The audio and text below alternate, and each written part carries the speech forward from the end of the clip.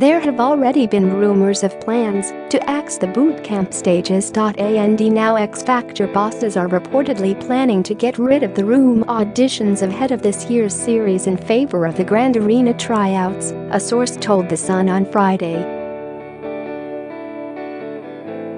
It's claimed the shakeup will give the judging panel a chance to see whether hopefuls are worthy of stadium-sellout status with an instant reaction after performing in front of an audience of thousands.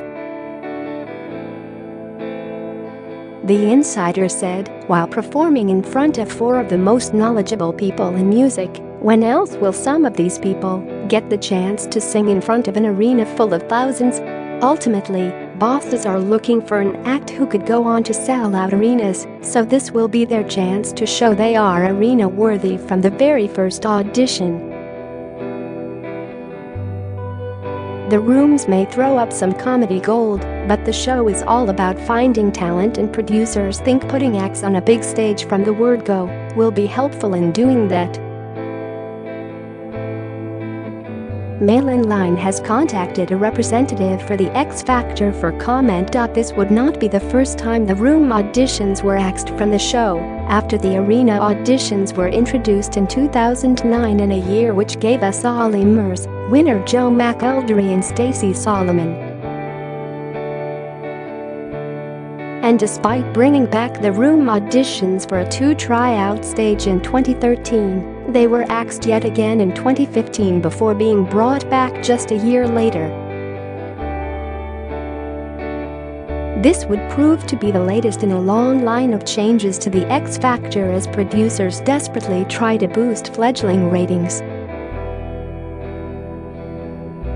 Back in February, The Mirror also reported that bosses were considering axing the Sunday night installment of the live shows as well as the bootcamp stages, meaning contestants would go straight from the auditions to the dreaded Six Chair Challenge.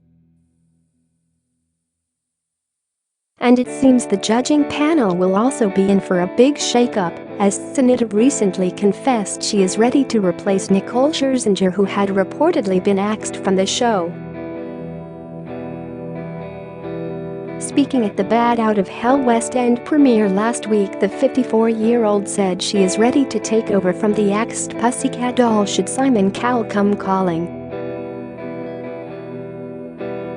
Speaking at the premiere, S&It said she's always been keen to feature on the panel as more than just a help at judges' houses, and after a decade her waiting may be about to pay off. She said, "Me becoming a judge, I think that's what's going to happen next.It's my time. I've heard that there's a vacancy.As usual. I've been available for the last 11 years. The So Macho singer added that Simon is still confident he can get the ITV show back to its former glory after the 2017 series, which saw group Rak-Su crown winners, had its lowest rated final to date. She added, "He's optimistic because even though ratings were down, the talent was incredible. The band that won have had success, which shows it still works." Nicole was reportedly axed from the judging panel earlier this month ahead of filming for the upcoming series in June, as boss Simon looks to shake up the show in a bid to boost fledgling ratings.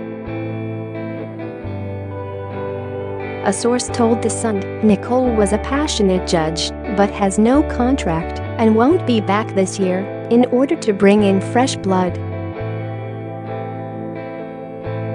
Meanwhile, an X Factor spokesperson told MailOnline, there is always speculation regarding the judging panel. It's too early to confirm the judges for the next series. Following on from this, sources hinted that her co-stars Sharon Osbourne and Lewis Walsh would remain on the judging panel, as ITV refused to pay out the remainder of their fees for terminating their contracts early. Since Nicole's rumored axe, there have been many names thrown into discussion concerning the vacancy on the judging panel, including One Direction's Louis Tomlinson, Britain's Got Talent star Alessia Dixon, and previous panel star Rita Ora.